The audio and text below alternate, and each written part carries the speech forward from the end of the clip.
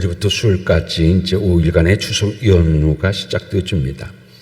추석은 우리 민족에게 설날 다음으로 큰 명절이죠. 추석은 헤어져 있던 가족 그리고 친척을 만나서 정을 나누기도 하며 또 조상의 은혜로 오늘 우리가 여기에 있음을 기억하고 감사하는 명절입니다. 그리고 무엇보다도 하나님께서 우리에게 삶을 지켜주시고 돌보아 주신 하나님의 은혜를 또 감사하고 또 앞으로도 우리에게 주실 은혜를 소망하면서 감사하는 것이 추석 명절의 의미다 라고 말씀드릴 수 있습니다. 추석 명절을 가을의 한가운데 있는 절기다라고 해서 중추절이라고도 불리고 또는 한가위라고도 불리게 되어집니다. 한가위에서 한은 크다고 하는 뜻을 가지고 있죠.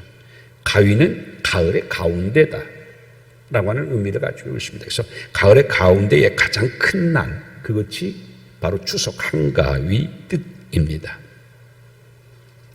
추석은 우리 조상들이 1년 동안 지었던 농사를 수확하고 감사의 명절로 드렸던 것이 바로 추석입니다.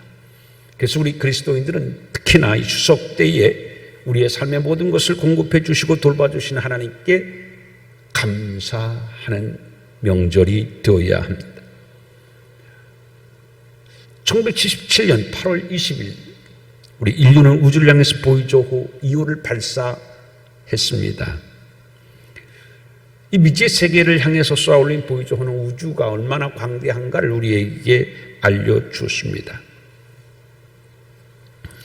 이 은하계에만 별이 1000억 내지 4000억 개의 별이 있다고 그렇게 추정하고 있습니다. 얼마나 넓은지 우리가 사실 셀 수 없기 때문에 1000억 내지 4000억 개의 별이 은하계에 있다라고 그렇게 추정만 합니다. 그렇게 추정되어진 것을 보면요, 은하계에서 은하계까지 가면은요, 빛의 속도로 그 20만 광년을 가야 될 정도로 그렇게 굉장히 어마어마하게 우리가 생각하는 무한대라고 하죠. 그런 공간이 바로 우주라고 하는 것입니다. 그 우주의 광대함 속에서 사실은 지구는 하나의 점에 불과하다고 합니다. 은하계에만 1000억 내지 4000억 개인데 그 중에서 하나니까요.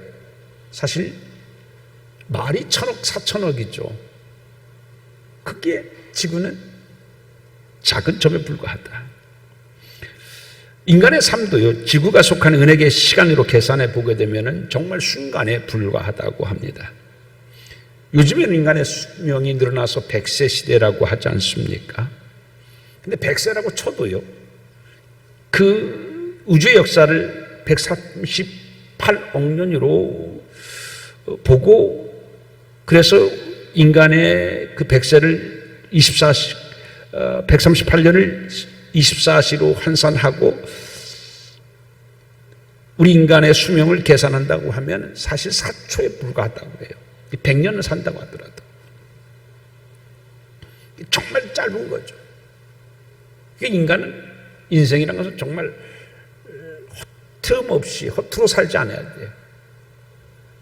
좀 얼마 전에 그 산에 갔다가 막 벌레가 날라들어서 탁 쳤어요. 우리 뭐 날파리, 하루살이 그런 얘기들 많이 하지 않습니까? 근데 우리가 하루살이지만요, 그 하루살이에게는요, 일생이에요. 그게 일생이에요. 하루살이지만 그게 일생이에요. 근데 하나님께서는 우리에게요, 뭐 100세 이런 많은 시간을 주셨어요. 왜 그렇게 많은 시간을 주셨을까? 그만큼 우리는 그 하루살이라든지 날파리 이런 것보다 정말 의미 있는 시간을 살으라고 우리에게 주신 것이다. 그런 생각이 들었습니다. 시편 8편을 보게 되게 되면 시인이 이렇게 얘기해요. 사람이 무엇이 간데 주께서 그를 생각하시며 인자가 무엇이 간데 주께서 그렇게 돌보십니까? 라고 감사하고 찬양하고 있습니다. 오늘 시편 본문 100편에도 보게 되면 기쁨으로 하나님을 섬기며 찬양하라고 우리에게 선포하고 있습니다. 하나님 우리를 지으신 분이 우리는 그의 기르시는 양이다. 그것이 오늘 본문의 말씀입니다. 저는 생각해 봤어요. 어떤 사람이 신앙이 좋은 사람일까? 여러 가지 신앙에 좋은 사람이 갖춰야 될 것들이 참 많이 있겠죠. 그 중에서 정말 신앙이 좋은 사람이 꼭 필수적으로 공통적으로 갖고 있는 게 있는데 그게 뭐냐면 감사하는 사람입니다.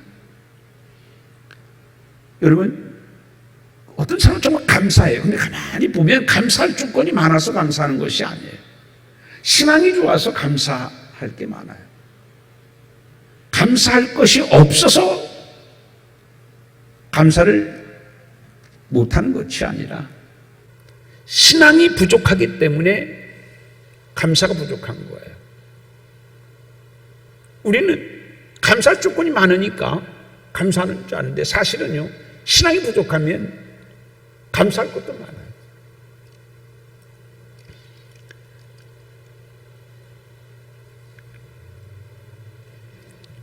그 97년도에 발간되진 그 사람들에게 굉장히 충격을 준 책이 있어요. 그 책의 이름이 뭐냐면 잠수복과 나비라고 하는 책입니다.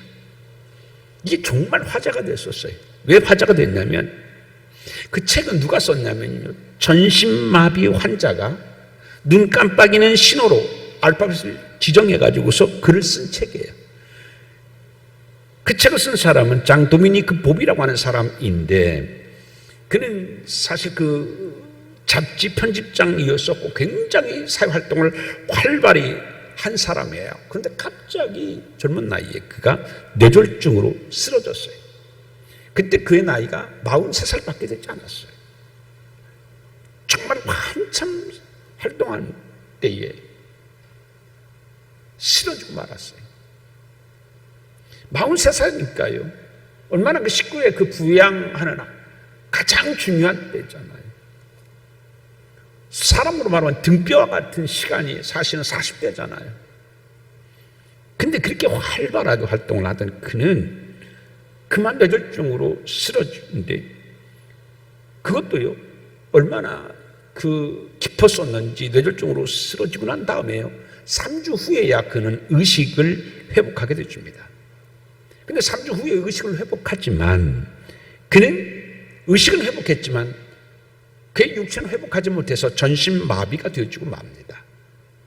전신마비된 상태 속에서 그는 유일하게 움직일 수 있는 게 딱 하나가 있었어요. 그것은 바로 뭐는 왼쪽 눈꺼풀이었었어요. 다른 것처럼 아무것도 움직이지 못해요. 왼쪽 눈꺼풀만 움직일 수 있었어요. 손 움직이지 못해요. 오른쪽 눈꺼풀마저도 움직일 수가 없었어요.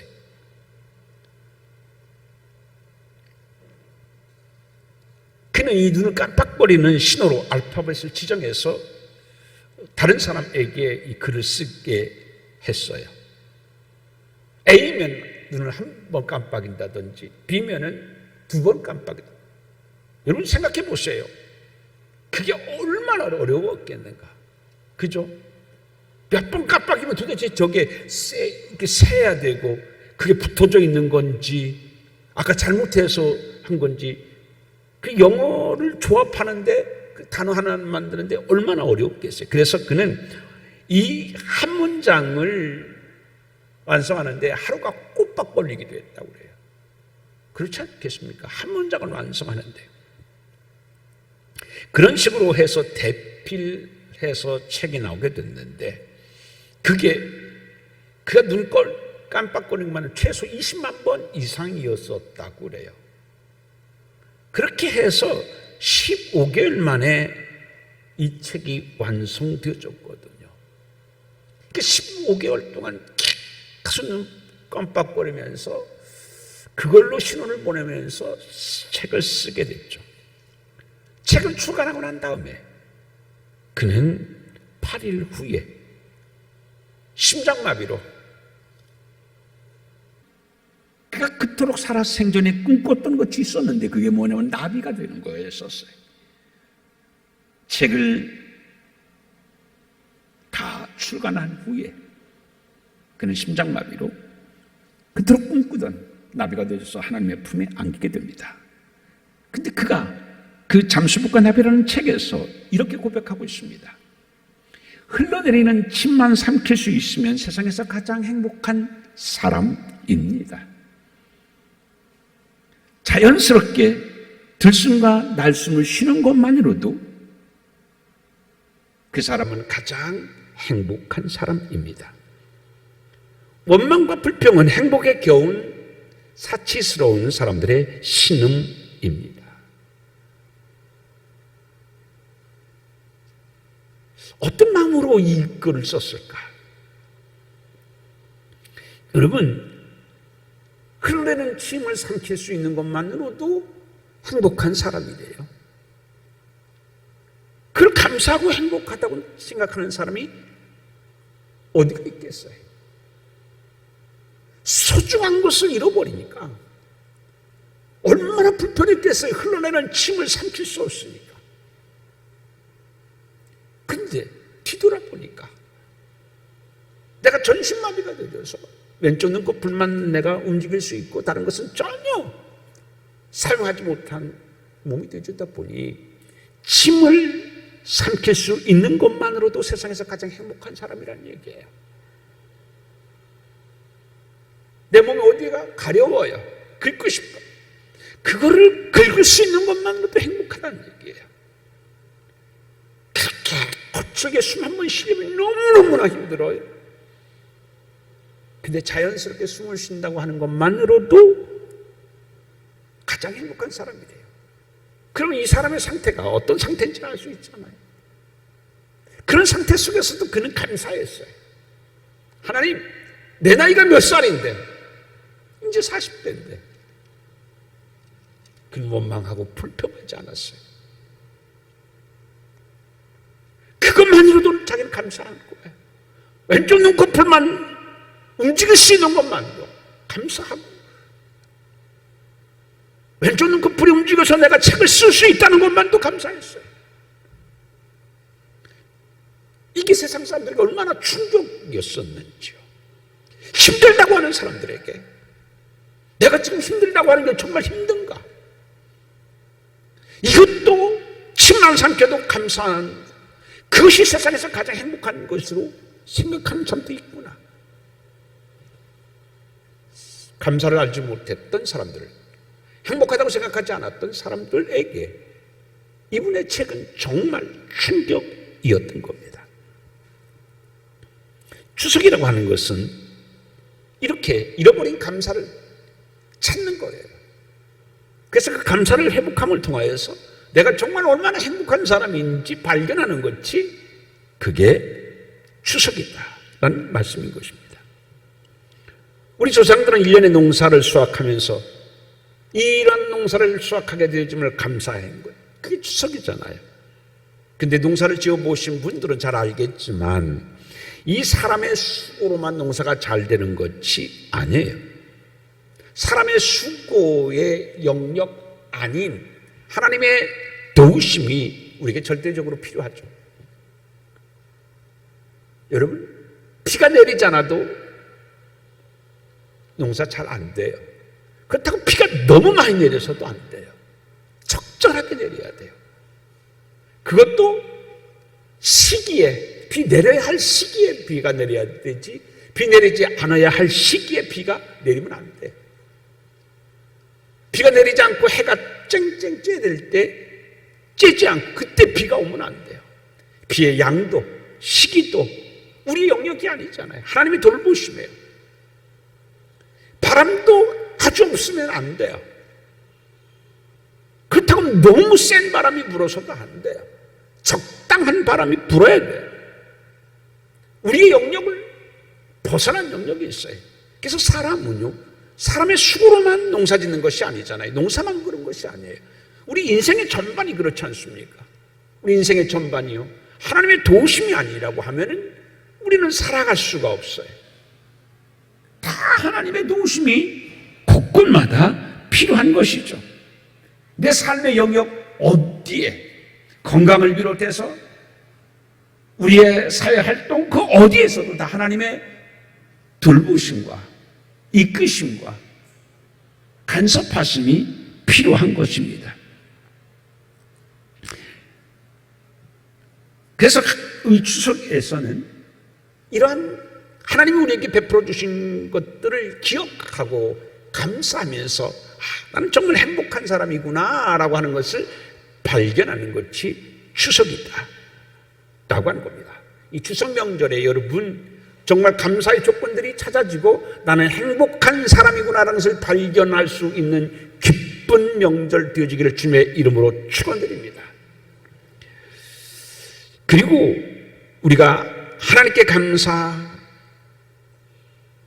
또한 우리가 감사할 것이 있는데 그것이 바로 부모님과 조상들입니다. 우리를 향한 부모님들의 그 헌신만큼 아름답고 감동적인 헌신은 없습니다.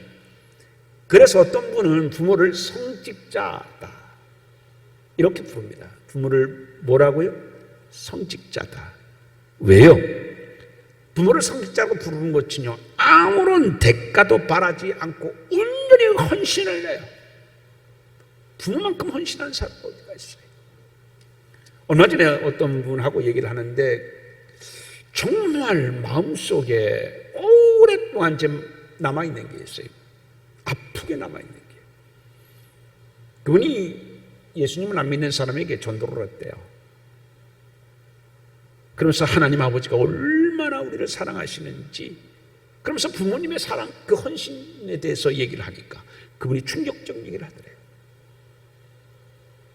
미안한데 나는 부모가 누군지도 모르고 부모의 사랑을 받아본 적도 없고, 그래서 하나님의 사랑이 부모님의 사랑보다도 크다고 하는데 내가 그 하나님의 사랑을 나는 이해할 수가 없다 그러더래요. 그 얘기를 듣고 사실 굉장히 제가 충격이었어요. 그럴 수 있겠구나. 사랑을 받아본 자가 사랑이 얼마나 귀한 줄 아는 거예요. 부모의 헌신을 받아보지 않는 자가 어떻게 하나님의 사랑을 이해할 수가 있을까? 공감되고 이해가 되더라고요.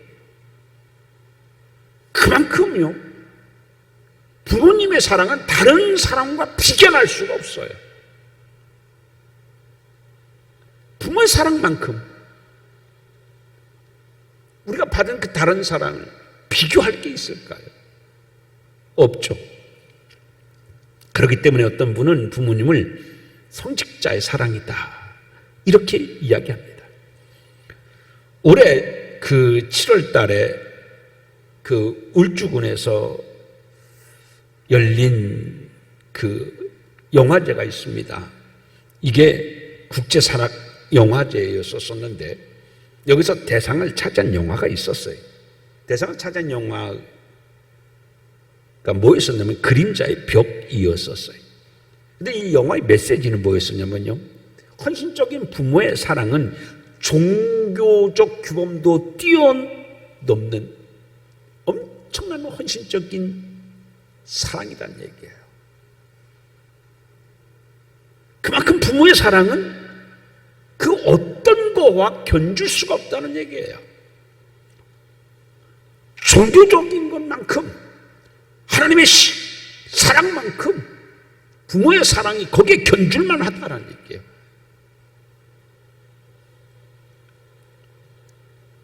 그만큼 우리는 부모님의 사랑을 받고 자랐어요. 오늘 우리가 이만큼 여기에 산 것은 사실은 부모님의 헌신적인 뒷바라지 때문에 오늘 여기 있는 거죠. 그래서 부모님은 사실 우리에게 평생 은인인 겁니다. 성경이 우리에게 그 인간관계에 대해서 가르쳐 주셨을 때에 첫 인간관계 가르침이 뭐예요? 부모님에 대한 가르침이 인간관계의 첫 가르침이에요. 십계명에서 예수님, 하나님은 우리에게 뭐라고 말씀합니까?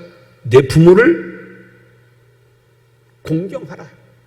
에베소 6장 1절 3절에서 말씀해도요, 자녀들아 너희 부모를 주 안에서 순종하라. 이것이 옳으니라. 내 아버지 어머니를 공경하라. 이것이 약속 있는 첫 계명이니 이는 내가 잘되고 땅에서 장수하리라.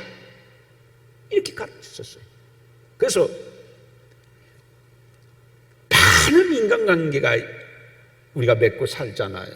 그런데 제일 중요한 인간관계는 뭐라고요? 부모와 자녀예요. 다른 관계는 변하기 쉬워요. 친구의 관계 변하기 쉬워요. 부부의 관계도 변할 수 있어요. 근데 변하지 않는 관계는 뭐라고요? 부모와 자녀의 관계예요. 그래서 하나님께서는 우리 인간관계를 말씀하실 때 부모와 자녀의 인간관계를 제일 처음에 말씀하고 계셨던 거예요. 그래서 우리는 이 추석에 부모님들에게 우리는 감사해야 돼요. 또 우리가 감사할 것이 있는데 바로 뭐냐면 가족입니다. 물어봤어요, 세상 사람들에게. 가장 따뜻한 단어, 가장 우리의 가슴을 훈훈하게 하는 단어는 무엇입니까? 1등이 가족이라고 하는 단어에 썼어요. 가족. 그래요, 여러분. 내가 힘들고 어려울 때 가족이라는 걸 떠올리면 어때요? 힘이 나요. 그래, 나에겐 가족이 있으니까. 세상에서 정말 힘들고 지칠 때 편히 우리를 쉬게 하는 것도 뭐예요? 가족입니다. 어머니의 그 자애로운 사랑, 아버지의 든든한 보살핌, 형제 간의 우애를 배울 수 있는 것도 바로 가족이죠. 여러분, 우리는 세월호 사건을 기억하잖아요.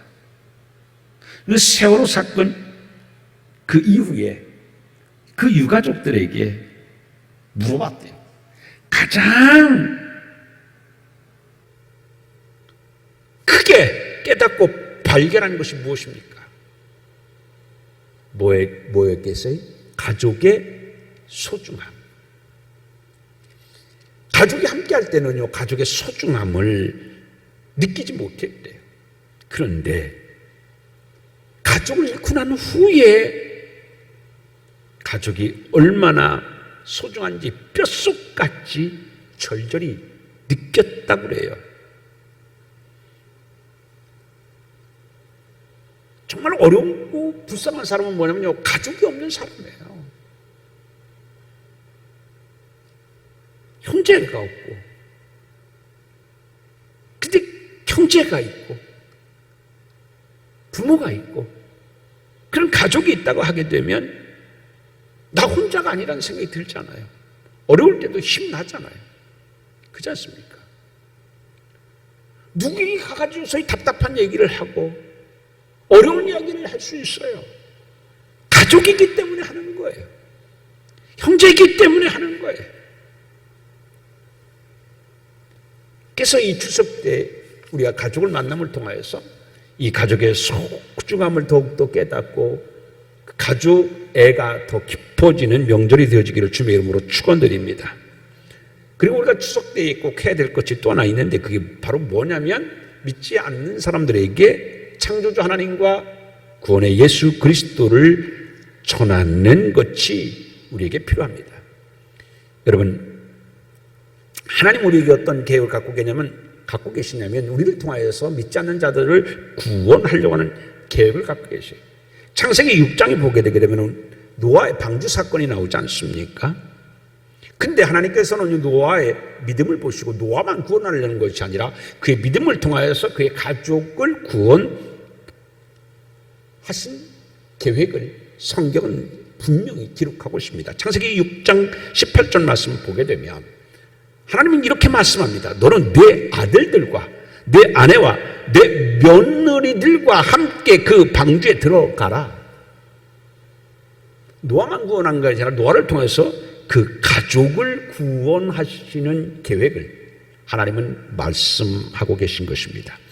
마찬가지로 하나님은 우리를 통하여서 우리의 가족, 우리의 일가 친척을 구원하실 계획을 갖고 있어요. 여러분 꼭 기억하시길 바랍니다. 나를 통하여 내 일가 친척, 우리의 가족, 우리 형제들이 구원 받게 하려고 하시는 하나님의 계획이 있다. 꼭 기억하셔서 이 추석에 그런 아름다운 복음 전함의 생명의 역사가 있어지기를 주님의 이름으로 축원드립니다. 감사가 회복되어지고 그리고 사람들에게 믿지 않는 자들에게 이 복음을 전하는 의미 있는 그런 추석이 되어지기를 바랍니다. 근데 이 추석이 명절이 되게 되면 우리 그리스도인들에게 상당히 곤혹스러운 게 하나가 있어요. 뭐예요? 제사 문제입니다. 왜냐하면 믿는 형제도 있고 그렇지 않는 형제가 있어요. 이럴 때는 우리가 어떻게 해야 되나 참 곤란할 때가 참 많지 않습니까? 사실 우리나라는요, 오랜 세월 이시조선 때부터 우리나라를 그 생활을 지배해왔고 지탱해왔던 게 있는데 그게 바로 유교입니다. 그래서 오늘 많은 한국 사람들의 의식을 들여다보면 그 깊은 곳에 뿌리는 뭐예요? 유교입니다. 그리스도인들도요, 사실 보게 되면 그 유교의식이 굉장히 뿌리 박혀 있음을 알 수 있습니다. 의식만 그런 것이 아니라 생활도 마찬가지입니다. 그래서 유교의 전통은 의식이나 생활 속에서 아직까지도 곳곳에 아주 많이 남아있음을 보게 되어집니다. 특히 제사 문제는 더 그렇습니다. 사실 그 제사 문제는 우리가 그 고유 미풍양송으로 우리의 독특한 것으로 알고 있지만 사실은 우리나라에서 시작된 것이 아니죠. 어디에서 시작됐어요? 중국에서 시작된 외래 문화입니다. 이게 고려 말까지는 조상제사를 지내지를 않았어요. 없었어요. 제사라는 것이.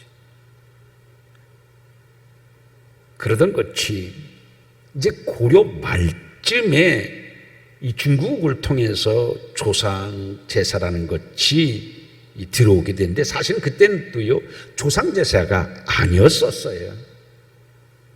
그 조상 제사는 나중에 됐는데 이게요 그 기록에 보게 되게 되면 중국에서도 조상 제사로 시작한 것이 아니에요. 뭐냐면 공자라든지 이런 위인들의 행적을 그들의 뜻을 기리기 위해서 시작한 거였었어요. 그 조상 제사가 아니었었어요. 그 제사의 개념이 아니었었어요. 그분들의 그 가르침, 뜻, 그런 분들의 행적을 더듬어 기억하면서 우리도 그분들의 뜻 따라 이렇게 살아야 된다. 그런 것이 원래의 제사의 그 시작이 되어졌던 것입니다. 그러다가 이게 변질되어 가지고서 조상 제사로 되어졌는데 왜 그랬냐면 중국 황제들 생각하니까 아니 공자만 위대하냐? 나는 황제인데 더 위대한데 그래서 중국 황실에서 제사를 드리기 시작했어요. 근데 우리가 역사적으로 알지만 우리나라도 그랬잖아요. 역성혁명이 막 일어나게 되고 사실 역성혁명이 뭐예요? 고려를 무너뜨리고 그 이시조선이 됐잖아요. 역성혁명이었잖아요. 중국에는요 춘추 그 전국시대 때는요 이루 말할 수가 없었어요. 그래서 왕이 어떻게 역적이 돼가지고 완전히 쌍놈이 되고 그렇잖아요. 완전히 쌍놈이었던 사람이 왕이 되어지고 막 이런 아주 이게 신분의 뒤바뀜이 엄청 많이 일어난 거예요. 그랬더니 옛날에는 왕이었었지만은 지금은요 패족이 되어졌었는데요. 근데 패족이 됐어도 그들은 어떻게 해요? 조상들은 여전히 제사를 지내는 거예요. 그래, 저거 보니까 좀 패족인데 저게 조상한테 제사를 지내? 우리 집은 그럼 니들 패족당한 너희만 뭐 못한 것도 아니지. 그래, 우리도 지내자.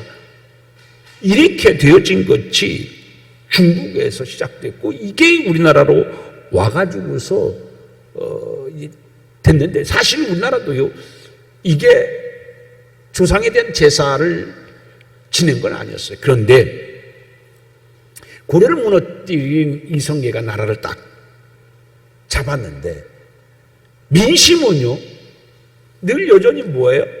고려의 나라에 있는 거예요. 역성혁명이잖아요.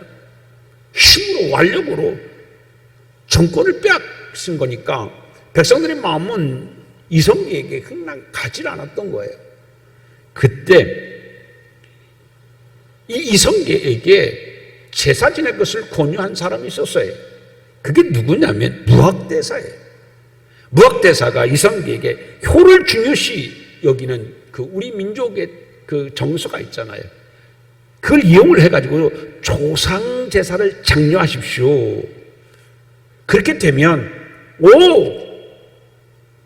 이 이시조선이 좋은 정권이구나라고 사람들이 여기서 나라를 안정시키는데 굉장히 도움이 될 것입니다라고 무학대사가 얘기를 해요.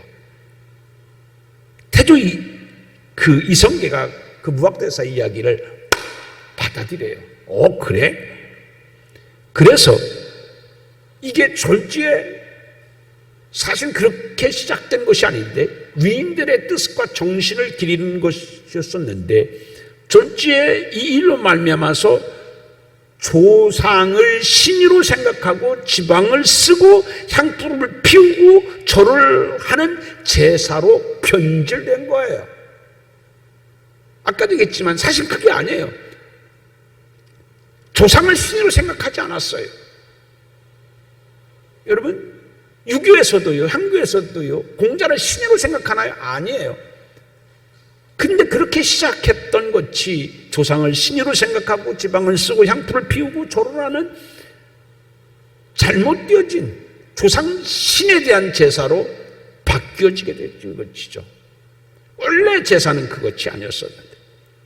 그런데 그 무학대사 이후로 우리나라는 계속해서 조상들의 신으로 섬기며 제사하고 거기다가 절하고 그러면 조상이 와가지고서 음식을 먹는 걸로 변질됐어요.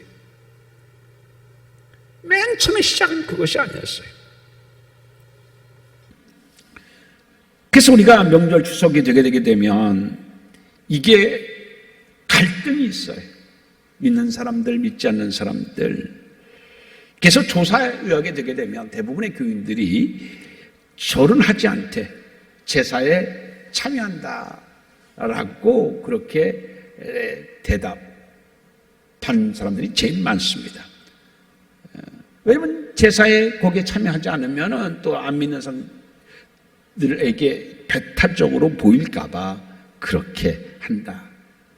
단지 조상의 절을 하는 것은 조상을 신으로 여기는 거기 때문에 거기에는 참여하지 않는다. 이렇게 대답한 사람들이 참 많습니다. 그걸 보게 되면 이 제사의 문제가 아직 우리 그리스도인들에게는 굉장히 어려운 숙제요 갈등이구나 알 수 있습니다. 이것을 해결하는 방법은 뭐예요? 복음을 전하는 거예요. 가족들이 다 예수 믿게 되면 이 문제는 저절로 해결되어지지 않겠습니까? 그렇잖아요. 아무쪼록 여러분 이 추석의 연휴 동안 모든 흩어졌던 가족들의 만남을 통하여서 하나님에 대한 우리를 돌봐주신 감사의 주권을 찾고 나는 정말 행복한 사람이구나라는 것을 발견할 수 있는 명절이 되기를 바라고요. 그리고 부모와 가족에게 대한 그 감사가 더 깊어지고 커져갈 수 있는 명절이 되기를 바랍니다. 뿐만 아니라 믿지 않는 자들에게 복음을 전함을 그런 생명이 있는 의미 있는 귀한 명절이 되어지기를 주님의 이름으로 축원드립니다. 기도합니다. 아버지 하나님 감사합니다. 이 명절 우리에게 영적으로도 큰 의미가 있게 도와주시옵시고 하나님이 기뻐하실 수 있는 좋은 명절 될 수 있도록 도와주옵소서. 성령님 함께 해주시사 아버지 우리가 그들에게 복음을 전할 수 있게 하여 주시옵소서. 또 그들의 마음도 성령께서 주관하여 주시사 주님 닫혔던 마음문이 열려지게 도와주시옵시고 성령의 감화 감동을 통하여서 예수님 영접하는 귀한 역사들이 일어날 수 있도록 도와주옵소서. 아무쪼록 모든 가족이 모일 때에 우리의 감사가 더 커져가게 도와주시고 가족의 사랑도 깊어지게 도와주시사 이 명절을 통하여서 하나님에 대한 감사, 가족에 대한 감사로 우리의 행복이 더 커져갈 수 있도록 은혜 내리워 주옵소서. 믿고 감사할 때 예수 이름으로 기도하옵나이다. 아멘.